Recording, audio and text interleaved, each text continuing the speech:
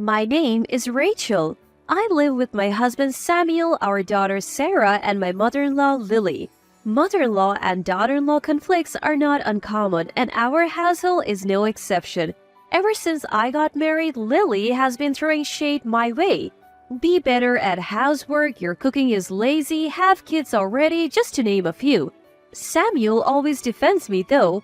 However, Lily absolutely adores our long-awaited daughter Sarah. Sarah is equally fond of her grandma, making me realize that even the most critical people have a soft spot for their grandchildren. But with that affection came unwanted opinions on how we raised Sarah. I first noticed something was off when Sarah was 2.5 years old. I started to feel anxious because she still wasn't speaking. Lily blamed me, saying it was my fault for letting the TV raise her. Upon Samuel's suggestion, we took Sarah to the hospital. The diagnosis was a developmental delay. Sarah had a disability. I was devastated, and Lily's words didn't help. How embarrassing that my grandchild has a disability. We can't even face society. I couldn't believe what I was hearing. The same Lily who doted on Sarah now looked at her with cold eyes I had never seen before. There is no history of disability in our family. Rachel, are you sure Sarah is Samuel's child? She isn't the result of an affair, is she? Her harsh words shocked me. Well, you're not denying it. Could it be true? I can't believe you would say that, Lily. Mom, stop it. There is no way Rachel would cheat. Sarah is our beloved daughter, disability or not. If you have a problem, you can leave. Samuel's heated response made Lily backtrack. Oh, I was just joking. Sorry, Rachel. As she started giving candy to Sarah. Since then, mother-in-law has continued to adore Sarah without saying a word, but only when Samuel is around. But the moment he left, the snide comments began. Sarah is such a pitiful child. I wonder what will become of her in the future. You know, I heard a boy with a disability injured someone. It's scary, isn't it? That's why I worry. Please stop, especially in front of her. We're doing everything we can to raise her well. Oh, come on. She has a disability. She doesn't understand what we are saying. She would just keep going. A daughter-in-law who can only give birth to children with disabilities? Maybe that was a mistake. They say older mothers are more likely to have children like this. We should have gotten a younger daughter-in-law. No matter how many times I asked her to stop, she wouldn't listen. I couldn't bring myself to tell Samuel, who genuinely believed his mother had changed for the better. My father-in-law has just passed away, and if mother-in-law gets kicked out, she has nowhere else to go. Besides, she does love Sarah in her own way. Taking away Sarah's beloved grandmother wasn't something I could easily do. It's not the time to be down. I have got to be strong for my daughter. That's what I would tell myself every time her words hurt me. Sarah is now 7 years old. She speaks slowly but surely. She's in special needs class in elementary school. Samuel and I warmly watch as Sarah grows at her own pace. Mother-in-law still laments, why can't she be like other kids? Then one day, I felt something strange in my body and suspected I might be pregnant. I went to the OBGYN and sure enough, I was expecting our second child. I happily shared the news with Samuel and mother-in-law. Way to go, Sarah, you're gonna be a big sister. Sarah also looked delighted. It was a moment of happiness. But what if the next one also has a disability? Mother-in-law said, looking concerned. Raising 2 children with disabilities is tough. Maybe you should consider terminating the pregnancy. Mom, what are you saying? We don't even know if the child will have a disability. Oh, you're even older now than when you had Sarah. That means the chances are even higher. And let's face it, it runs in the family. The next one will surely have a disability too. Mom, enough is enough. We are raising both kids, no matter what. After my mother-in-law shrugged her shoulders and walked away, Samuel turned to me. Hey, are you okay? If you can't stand this, Rachel, we can always separate, you know? I'm fine. She adores Sarah in her own way. She'll come around with this child too. Little did I know I would later regret this decision. One day, I noticed my belly was starting to show. While playing with Sarah, the doorbell rang and the front door opened. Hey there, Rachel. How's it going? The face that appeared was Samuel's younger sister, Emily. She was holding a paper bag.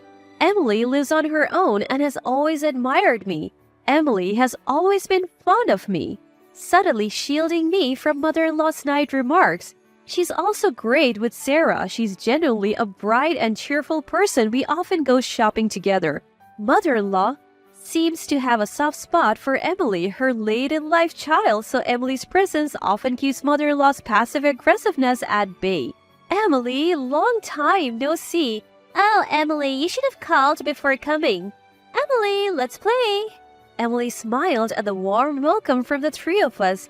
I came because I have something I want to show you, Rachel. Saying this, we both went upstairs to my room. Ta-da!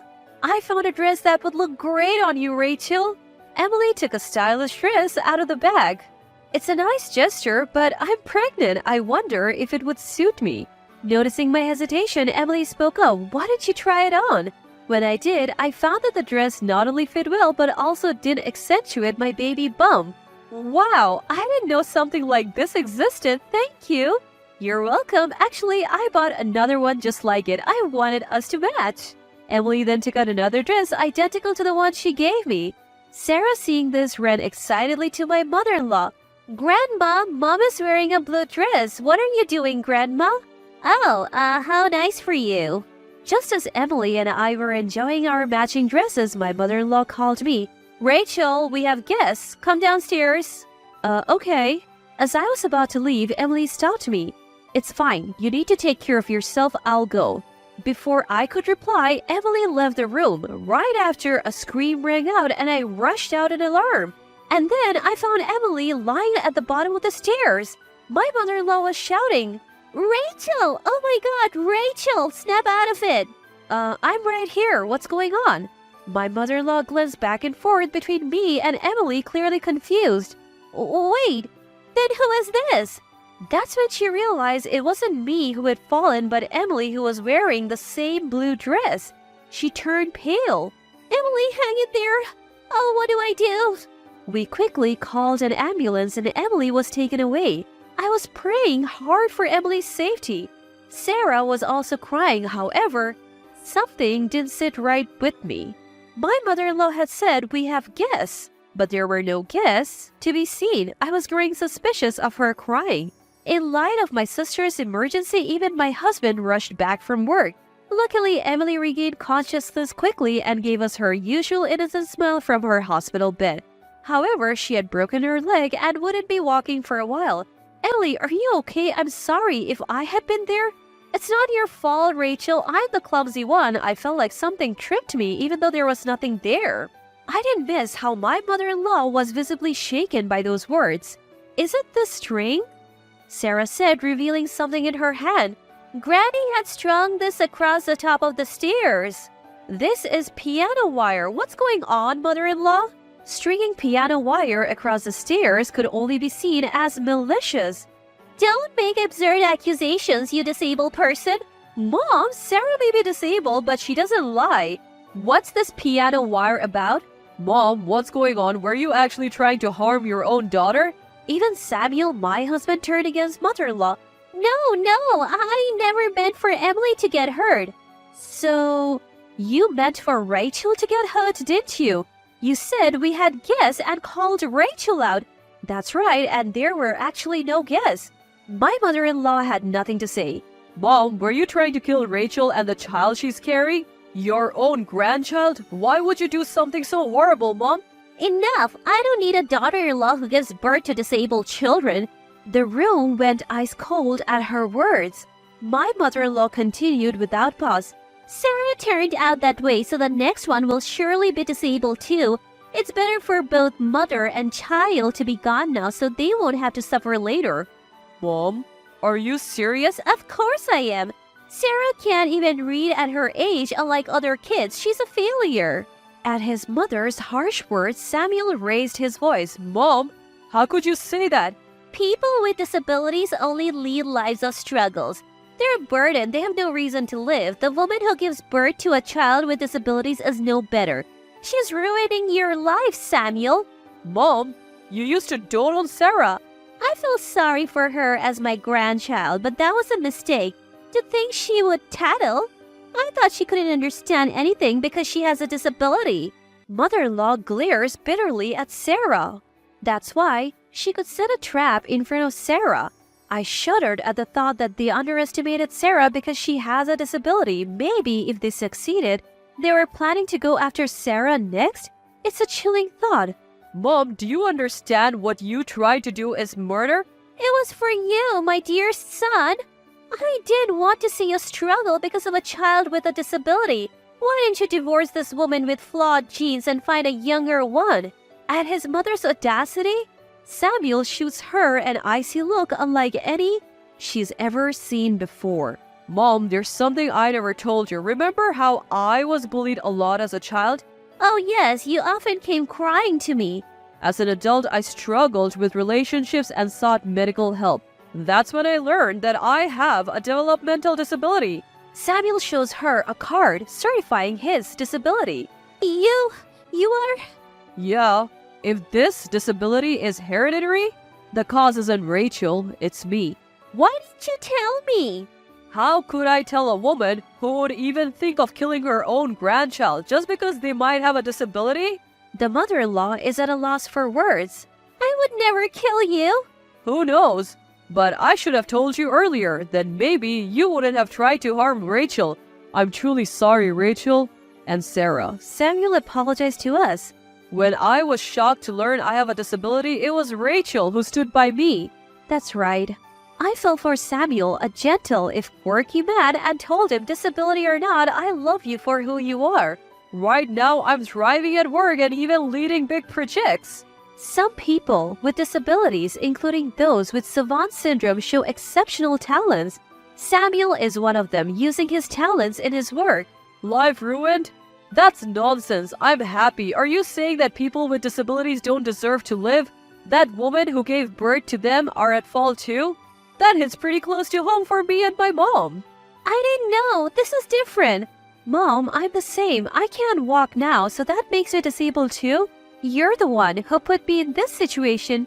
Please forgive me, Emily. You were the target. Even the ever-smiling Emily glares at my mother-in-law. You have got to be kidding. That's the least forgivable thing. I can't forgive a woman who insulted her adorable niece and almost killed Rachel and her unborn child. Same here. I'm cutting ties with you, Mom. After trying to kill my wife and child and making Emily go through this, unforgivable. Please leave now. The coldness in Samuel's voice sent shivers down his mother's spine. Please forgive me. I won't do it again. I have nowhere else to go. Then your only option is prison. Prison? Of course, what you have done is attempted murder. But whether to press charges is up to Rachel. Just as the decision fell on me, my mother-in-law began to apologize profusely. Rachel, I am sorry. Please, not the police. I was torn. What she did is unforgivable, but she's also Samuel and Emily's mother. Above all, I didn't want Sarah and our unborn child to have a criminal for a grandmother. I won't report you to the police, Rachel. But I will sue you for damages. And you're leaving, never to see Sarah or our upcoming child again. How will I live?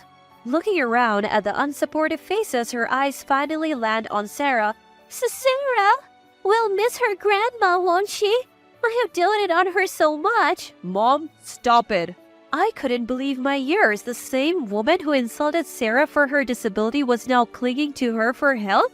So they still think Sarah doesn't understand anything because she has a disability? When I look at Sarah, she is giving mother-in-law the same cold stare that Samuel and I are. Grandma, you don't like me, do you? No, that's not true. Grandma loves you, Sarah. That's a lie. You said I'm a burden and trash. Sarah spoke slowly but clearly. She understood exactly what her grandma had said.